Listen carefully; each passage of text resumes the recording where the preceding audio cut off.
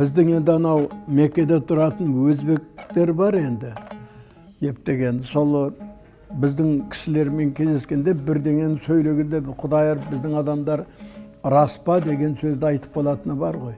Соған біреулер ренжіген ғой. Сендер мына Кабада, мына Құдай үйінің маңында тұрып мені енді өтірікші қылайын дедіңдер ме деп. Өтірік деген жоқ та қолданбайды. Біздің бар болмысымыз шындықпен нетілу керек. Ал енді шындық болмаса не істейміз? Абдулла ибн Аббас радиаллаху анхудың риваятында бар.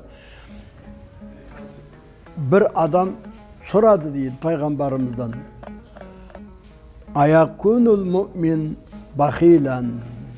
Mümin bende bakıl. Sarang bulama deyip soradı değil Peygamberimiz. Boladı. Ayakunul mümin cebanen. Mümin bende korkak bulama dedi. Sonda Peygamberimiz boladı deyip aytdı deydi.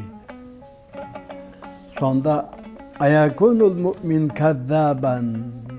Жалғаншы болама деп еді, жоқ деп айтты дейді.